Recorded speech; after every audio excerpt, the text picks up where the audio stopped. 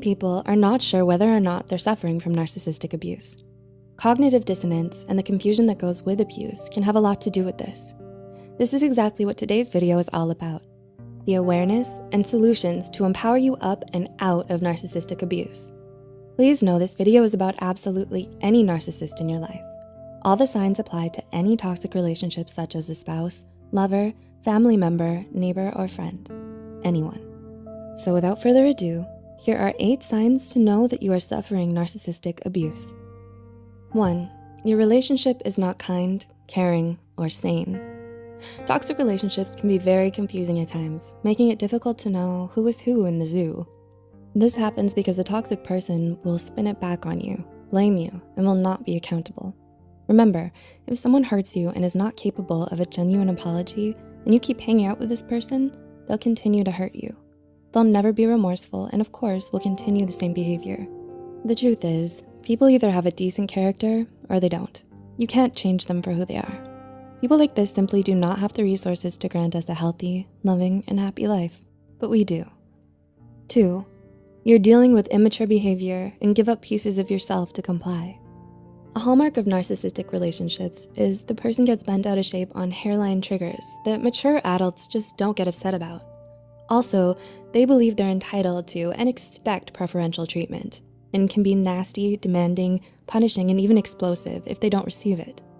Are there things that you would normally be free to talk about to anyone, but the same topic may be unacceptable or risky with this particular person? And why do you feel so? Maybe if this person doesn't get their own way, they'll abandon you or threaten to leave you. And again, you start doing things outside of your comfort and value systems to stop this from happening. 3. You're angry, disjointed, and are behaving in ways that you normally don't. This is an important question. How do you feel with this person in relation to everyday dealings with other people? If you know you have integrity, can listen, have empathy, are capable of having sane conversations, and get along with most people in your life, and yet there's this person who brings out the worst in you. This is generally because your boundaries are being violated and the normal modes of human operations don't stand. The circular arguments you're having make your head spin because they go around and round on unrelated tangents, points that make no sense. Narcissists state how disloyal your accusations of them are when confronted, or they argue with you to manipulate you into something unwholesome. 4. You find yourself trying to prove that you're a good person. Because the narcissist is regularly accusing you of all the things that they are and do, such as lacking integrity and love and care for people, being unfaithful, lying, making it all about yourself, wanting to use people for your own gain and more, naturally, you'll be incensed and try extremely hard to prove and convince them otherwise. This is another deadly hook that narcissists can get you enmeshed with them on. If you believe that your integrity, character, well-being, and safety is dependent on what other people think of you, then you're susceptible to this narcissistic behavior. 5. You are mopping up the messes. Being connected with a narcissist has lots of drama, rough edges, and quite frankly means that disasters are always looming. Narcissists usually aren't good with detail, accountability, or sensibility. They fly high, seeking narcissistic supply and acclaim with little to no thought for doing the right thing. If your life is connected with one of these people, it's usual that you will be paying their fines, sorting out their messes and dramas, and even lying for them to cover their tracks. It's like this analogy. As you're watering their back lawn trying to keep it green, yours gets parched and turns brown and dies. This is how narcissists roll, and this is what happens to the sensible, well-meaning, responsible people who narcissists like to recruit into their lives. By walking away from people like this, we can heal and restart our life with self-responsibility. 6. Your boundaries are being disintegrated. It's extremely common for people with poor boundaries to get involved with narcissists. Do you find it difficult to speak up, stand up for yourself, or hold boundaries with this particular person? And when you try to do so, are you often criticized, rejected, abandoned, or punished? You're likely dealing with a narcissist. As a result of that, you try to minimize the trauma and mayhem that breaks out by giving up on trying to assert your needs. Or maybe because you've dissolved into so many feelings of powerlessness, helplessness, and despair that you find yourself begging or pleading for your boundaries to be respected. Discovering that the narcissist has zero empathy for you and won't comply, it takes you down into an even deeper place of helplessness. 7.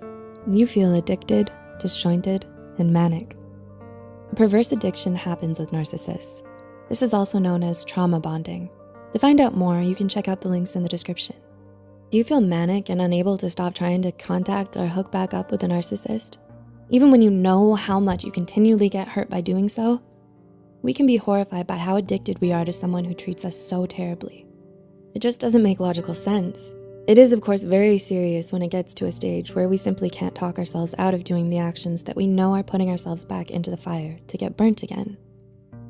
And 8, you're suffering from abuse symptoms. Things are now very serious. When your emotional inner being has been screaming out for our attention and we haven't as yet pulled away and turned inwards to heal, then we start breaking down physically as well. It's likely that anxiety and depression and even greater issues like fibromyalgia, adrenal issues, PTSD, and agoraphobia start to develop.